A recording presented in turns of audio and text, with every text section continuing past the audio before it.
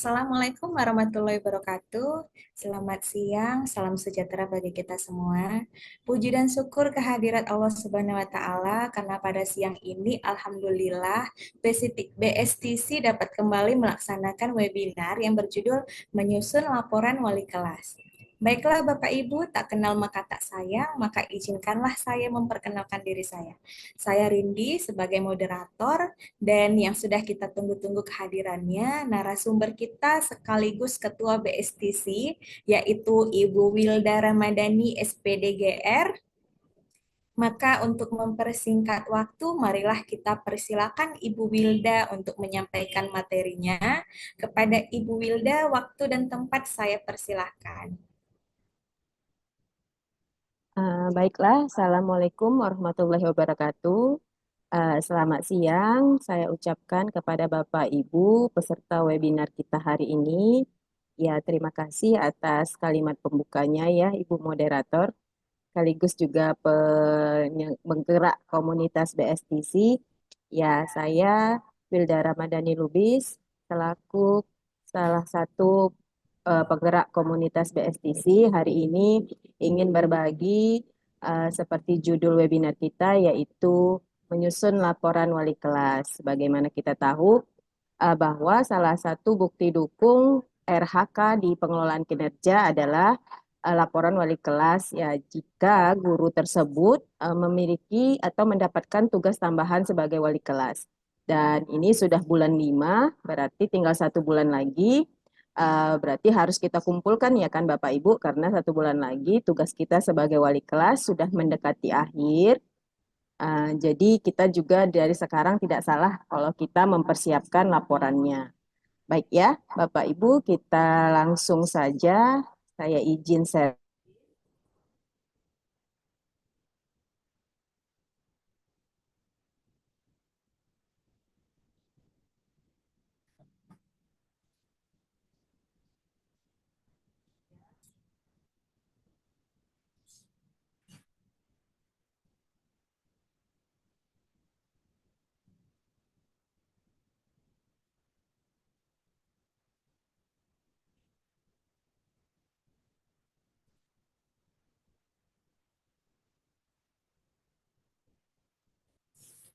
Baiklah, saya rasa sudah terlihat jelas ya Bapak Ibu.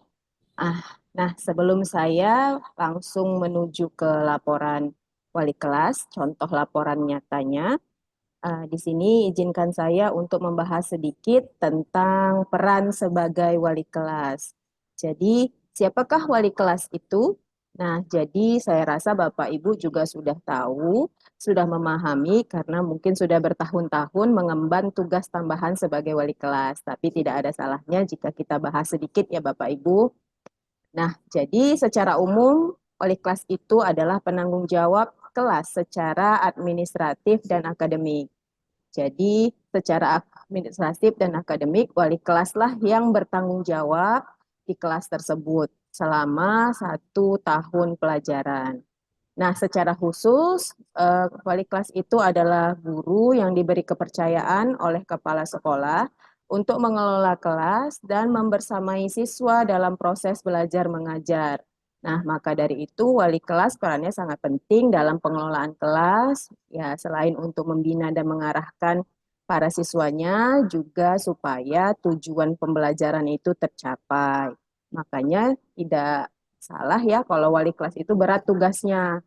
Jadi kadang-kadang ada murid bermasalah, walaupun secara akademik dan administrasi pasti yang dikejar itu wali kelasnya duluan.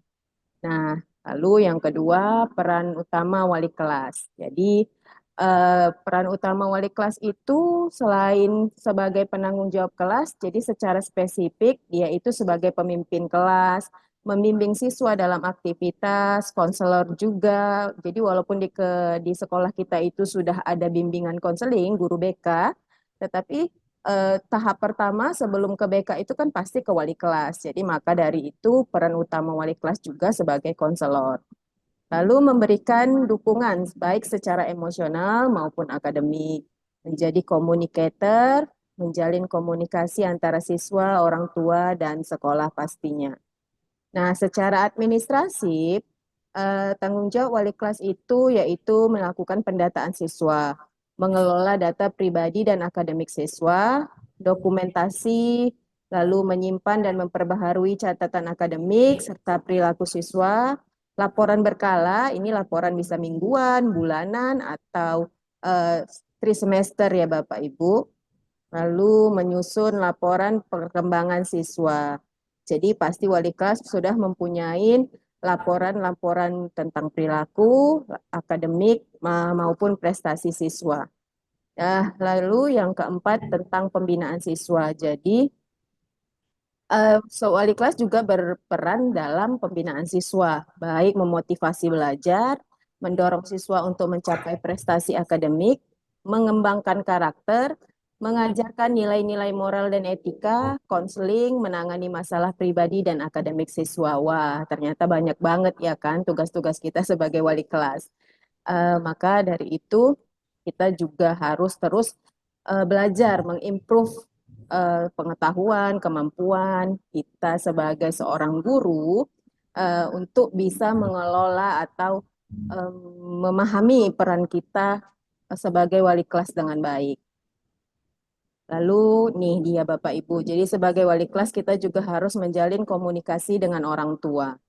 Nah, misalnya rapat dengan orang tua atau mengadakan pertemuan rutin dengan orang tua. Jadi, orang tua ini seharusnya tahu tentang perkembangan anaknya. Jadi, jangan kita memanggil orang tua itu cuman karena mungkin ada masalah aja. Tapi seyogianya memang mengadakan pertemuan rutin dengan orang tua itu sangatlah penting. Lalu memberikan informasi, lalu menyampaikan informasi terkait kegiatan yang di sekolah. Di beberapa sekolah mungkin sudah ada yang namanya POMG ya kan Bapak Ibu, apa namanya pertemuan orang tua dengan sekolah. Biasanya dilaksanakan setiap Sabtu atau pulang sekolah atau di pagi hari tergantung sekolahnya. Tetapi saya memang sudah melihat beberapa sekolah sudah menerapkan seperti itu. Kegiatan rutin membahas tentang perkembangan peserta didik dengan orang tua. Lalu ada yang namanya manajemen kelas. Jadi manajemen kelas itu juga seperti aturan dan disiplin. Nah, jadi bagaimana kita sebagai wali kelas bisa melakukan manajemen kelas dengan baik. Jadi menerapkan aturan dan disiplin, lalu pengelolaan konflik. Ya, jadi di kelas itu pasti semuanya tidak sama ya Bapak Ibu. Jadi pasti ada terjadilah pasti satu, dua, tiga konflik. Jadi bagaimanalah kita bisa menyelesaikan itu. Karena sebagaimana kita tahu jika murid ada konflik pasti yang dicari duluan wali kelasnya. Bagaimana wali kelas berperan untuk menyelesaikan masalah itu. Lalu menciptakan suasana kelas yang kondusif untuk belajar. Nah, makanya dilihat kan biasanya kalau sudah ada lomba 17-an nih, Agustus itu kan ada lomba kelas gitu kan, bagaimana kelas itu tertata rapi, secara administrasi, secara kebersihan gitu kan, Bapak Ibu. Nah, itu di situ peran wali kelas sangat-sangat sangat-sangat penting lah untuk membentuk manajemen kelas yang baik. Lalu yang ketujuh, yang terakhir, pengembangan program kelas. Jadi bagaimana kegiatan ekstrakurikuler itu, jadi tugas wali kelas itu menyampaikan apa-apa saja kegiatan ekstrakurikuler yang ada di sekolah, lalu memotivasi siswa untuk bergabung, lalu merancang dan mengelola kegiatan tambahan. Nah, ini dia tadi ya Bapak Ibu, saya rasa sama dengan ekstrakurikuler, lalu proyek kelas. Jadi kalau kelas itu memiliki proyek, misalnya proyek mingguan, bulanan, pasti siswa itu akan termotivasi. Lalu mengembangkan proyek-proyek kolaboratif, jadi proyeknya bisa berkolaborasi dengan sesama teman yang ada di kelas atau bisa antar kelas. Lalu kegiatan sosial, lalu mengatur kegiatan sosial untuk mempererat hubungan antar siswa. Jadi bagaimana kita di kelas itu bisa masih, misalnya untuk mempererat hubungan antar siswa mengadakan misalnya kegiatan bincang-bincang santai atau makan bersama. Nah, jadi itu saya rasa salah satu kegiatan yang bisa kegiatan sosial yang bisa mempererat hubungan antar siswa.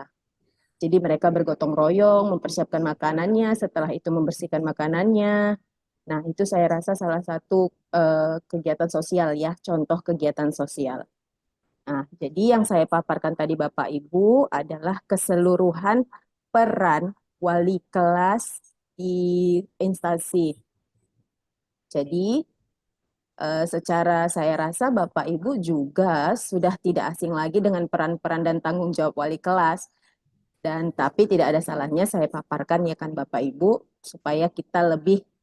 Oh ya, ternyata iya ya, ternyata selama ini saya ini kurang mungkin kurang memotivasi siswa atau mendukung siswa dalam kegiatan sosial atau dalam kegiatan ekstrakurikuler gitu. Jadi bahan referensi juga, bahan evaluasi juga, refleksi juga untuk kita sebagai guru, sebagai wali kelas. Baiklah Bapak Ibu, izinkan saya stop sharing ini dulu. Nah, jadi kita masuk ke kegiatan inti, kegiatan utama yaitu diskusi menyusun laporan wali kelas. Jadi, saya di sini sudah menyusun, membuat laporan wali kelas saya, walaupun belum rampung semua. Jadi, sebentar ya Bapak Ibu.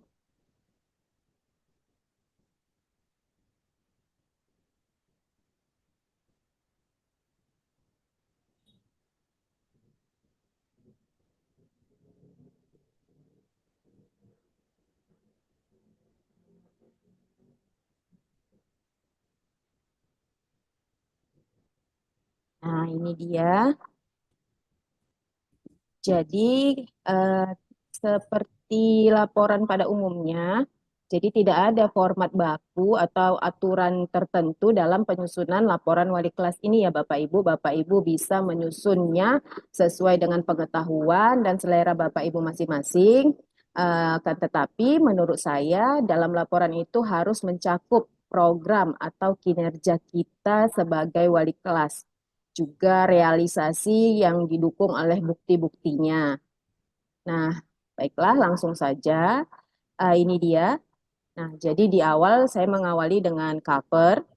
Ya, covernya di sini adalah mencakup apa sih isi dari ini, yang akan dibahas gitu ya. Jadi laporan wali kelas ditujukan ini laporan wali kelasnya untuk semester genap karena ini memang laporan wali kelas yang akan saya buat ini untuk semester genap karena PMM kita dimulai itu di Januari ya Bapak Ibu.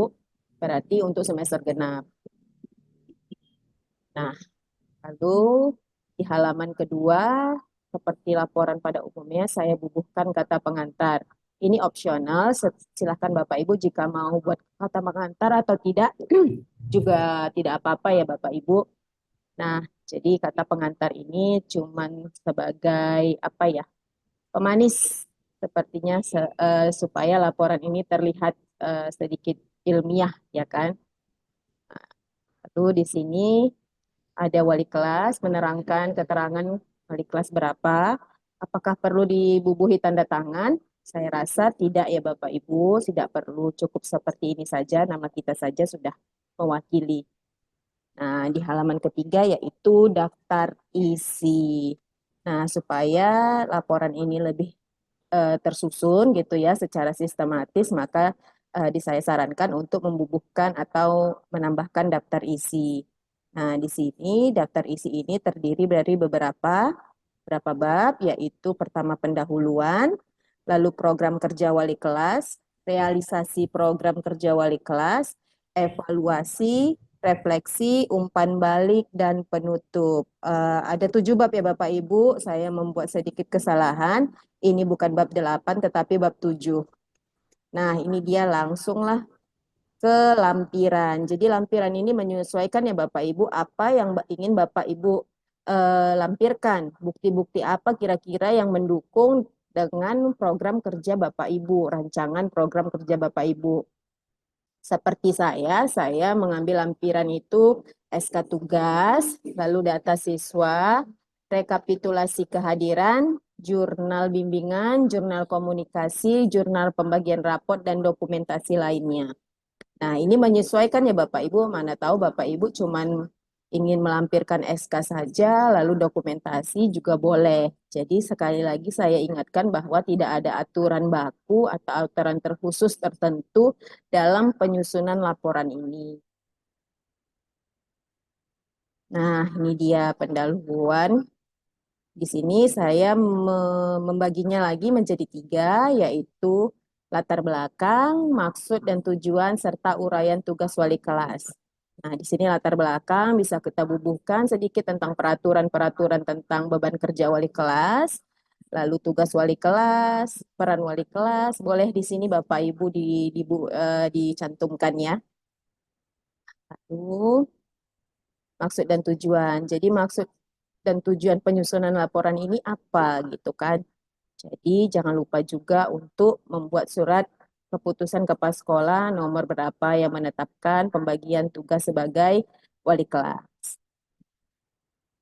Jadi Bapak Ibu juga harus mencantumkan SK tugasnya, nomor SK tugasnya bahwa memang maksud dan tujuan yang dibuat laporan ini berdasarkan apa? Berdasarkan untuk memenuhi pertanggungjawaban berdasarkan surat keputusan atau surat tugas yang dikeluarkan kepala sekolah kepada kita yang ditugaskan sebagai wali kelas. Nah, lalu uraian tugas wali kelas. Nah, jadi memang uraian tugas wali kelas itu sangat banyak ya Bapak Ibu. Apakah harus ditulis semua? Kalau saya rasa tidak ada salahnya kalau Bapak Ibu membuat atau sebanyak mungkin. Tetapi kalau untuk lebih baiknya, bagaimana Bapak Ibu memfokuskan dengan eh, tugas-tugas yang sudah Bapak Ibu realisasikan. Jadi nanti uraian tugas ini akan berhubungan dengan bukti bukti dukungnya gitu kan. Jadi mengelola kelas, lalu menyelenggarakan administrasi kelas. Ini bukti dukungnya apa ya kira-kira? Berarti kita punya data absen siswa, lalu kita punya daftar tiket siswa. Nah, lalu membuat catatan khusus tentang peserta didik. Nah, ini bukti dukungnya nanti bukti bukti kinerja kita ini apa ya? Berarti buktinya nanti kita punya tentang jurnal catatan siswa baik prestasi maupun masalah. Nah, ini dia ya Bapak Ibu. Jadi kalau misalnya Bapak Ibu ingin buat lebih dari ini boleh, karena memang uraian tugas wali kelas itu sangat banyak. Nah, saya lanjut. Nah, ini dia di bab kedua program kerja wali kelas. Nah, di sini program kerjanya saya bubuhkan waktu pelaksanaannya seperti mengelola kelas itu di Januari sampai Juni, lalu menyelenggarakan administrasi kelas, berinteraksi dengan wali murid, menyusun dan melaporkan perkembangan keadaan dan prestasi peserta didik. Nah, itu juga jadwal pelaksanaannya di Januari sampai Juni. Nah, lalu yang terakhir, mengisi dan membagikan laporan penilaian hasil belajar peserta didik. Nah, ini saya buat pelaksanaannya di Juni 2024. Ya, karena memang mengisi dan membagi rapor itu kan memang di bulan Juni ya kan Bapak Ibu. Nah, lalu masuklah kita ke bab ketiga, di mana realisasi program rencana wali kelas. Nah, realisasi saya tadi apa saja? Yang pertama saya realisasikan dengan program harian, mingguan, dan bulanan. Nah, program harian ini bisa dengan pembersihan ruang kelas, penutupan ruang kelas, membersihkan lingkungan kelas. Sedangkan program mingguan yaitu membersihkan ruang kelas juga, lalu rekapitulasi kehadiran siswa, laporan rekap kepada guru BK, dan follow up hasil rekapitulasi. Nah, follow up inilah yang bisa nanti kita lanjutkan ke pemanggilan orang tua atau diskusi kepada kepala sekolah. Nah, lalu program bulanan. Bulanan setelah juga ada rekapitulasi kehadiran. Jadi rekapitulasi mingguan, juga ada rekapitulasi kehadiran secara bulanan. Nah, di sini pemantauan perkembangan keadaan dan prestasi siswa. Nah, jadi di sini juga bisa kita follow up dengan pemanggilan wali murid. Nah, ini program bulanan saya. Lalu untuk program semester, saya memfokuskan pada pengisian dan pembagian raport. Nah, kita masuk ke bab keempat, evaluasi. Jadi, hasil evaluasi selama satu semester ini mencakup kedisiplinan, prestasi akademis, keterampilan sosial, serta partisipasi orang tua. Nah, jadi saya evaluasi dengan kedisiplinan itu contohnya peningkatan kehadiran dan pengurangan pelanggaran disiplin. Jadi saya mengevaluasi selama 1 semester ini untuk kedisiplinan ternyata peningkatan kehadiran. Lalu prestasi peningkatan nilai rata-rata, keterampilan sosial, perkembangan dalam keterampilan komunikasi dan kerjasama, partisipasi orang tua, meningkatkan partisipasi. Jadi ternyata evaluasinya kok positif semua ya kan? Jadi ini menyesuaikan ya Bapak Ibu. Misalnya ternyata setelah dievaluasi semester ini kehadirannya ternyata ketidakhadirannya meningkat. Nah, jadi itu nggak apa-apa ya Bapak Ibu. Namanya evaluasi bisa positif juga bisa negatif. Jadi namanya evaluasi nanti setelah itu apa tindak lanjutnya. Nah, lalu masuk ke refleksi. Nah, di refleksi ini dibagi dua juga, yaitu tantangan dan keberhasilan. Jadi selama saya melakukan peran saya sebagai wali kelas selama 1 semester, saya menghadapi tantangan, yaitu memotivasi beberapa siswa yang membutuhkan dukungan ekstra. Lalu tantangan yang saya hadapi yaitu mengatasi perbedaan belajar di antara siswa. Nah, lalu juga ada keberhasilan. Nah, ternyata eh, interaksi positif di antara siswa meningkat dan partisipasi orang tua juga meningkat. Inilah dia Bapak Ibu, sampailah kita kepada umpan balik. Umpan balik dari siswa, orang tua, dan rekan guru menunjukkan dukungan positif terhadap upaya yang dilakukan. Siswa menunjukkan peningkatan motivasi dan keterlibatan dalam pembelajaran, sementara orang tua menghargai komunikasi, terbuka, dan transparan. Ini kita ambil dari kesimpulan yang kita buat sendiri ya Bapak Ibu. Jadi tidak harus ada format umpan balik atau ada formulir umpan balik, tidak yang diisi siswa atau diisi orang tua, tidak perlu. Kita bisa simpulkan sendiri bagaimana kita melihat proses yang sudah kita jalani sebagai wali kelas selama 1 semester. Nah, penutup, di sini penutup ya seperti biasa bahwa apa itu tujuan pelaksanaan program saya, apakah sudah tercapai dan tidak tercapai, lalu harapan saya ke depannya, dengan ini diharapkan antar wali kelas dan siswa harus dapat bekerja sama dan saling mendukung sehingga kehidupan kelas dapat berjalan dengan baik dan kondusif yang pada akhirnya dapat meningkatkan hasil belajar siswa secara signifikan. Ini dia Bapak Ibu, penutup bisa disesuaikan sendiri ya Bapak Ibu. Nah, saya rasa sudah sampailah kita kepada lampiran yang saya katakan tadi. Jadi pertama tadi saya punya lampiran pembagian tugas atau bisa Bapak Ibu kalau ada yang punya surat tugas wali kelas juga boleh atau SK pembagian tugas juga boleh. Sinilah Bapak Ibu lampirkan nanti. Lalu yang kedua, ini dia keadaan jumlah siswa. Tadi kan mengelola administrasi. Jadi saya lampirkan analisis keadaan jumlah siswa kelas 81. Kebetulan saya wali kelas 81. Nah, jumlah siswa di awal berapa yang masuk, mungkin ada yang masuk atau yang keluar. Nah, didapatlah nanti jumlah siswa akhir. Ini dia ya. Lalu catatan mutasi siswa. Jadi Bapak Ibu tuliskanlah di sini selama 1 semester itu, misalnya ada yang keluar atau yang ada yang masuk, inilah dia. Berarti inilah seperti jurnal kita ya Bapak Ibu. Nah, rekapitulasi absensi ini yang saya katakan tadi, saya merekapnya itu mingguan dan bulanan. Nah, bisa dilampirkan di sini. Nah, bimbingan peserta didik kelas 81. Jadi bimbingan ini setiap kali ada permasalahan, tidak harus ada permasalahan ya Bapak Ibu, tidak harus konfliknya bertengkar. Misalnya kita lihat anak itu prestasinya menurun atau dia kurang semangat di kelas juga bisa dibuat di sini. Nah, ini konsultasi guru ke wali murid. Jadi nanti setelah ada pemanggilan orang tua atau diskusi atau kegiatan rutin pertemuan dengan orang tua, nah bisa inilah dia buktinya, bukti bahwa sudah dilakukannya pertemuan orang tua. Lalu ini dia tanda terima penyerahan rapot atau pengambilan rapot. Jadi ketika anak-anak itu menyerahkan rapot juga perlu ada ekspedisinya. ekspedisinya ya kan Bapak Ibu supaya tidak keliru nanti takutnya nanti anak-anak itu bilang sudah dikumpulkan ternyata tidak ada sama kita. Jadi pentingnya ini di tanggal berapa dan lalu kapan diserahkan, sudah ada bukti tanda tangannya, begitu juga dengan pengambilan rapor. Nah, dokumentasi bisa berupa foto-foto yang Bapak Ibu rasa berkaitan dengan bukti dukung eh, kinerja Bapak Ibu sebagai wali kelas. Nah, saya rasa itu saja Bapak Ibu.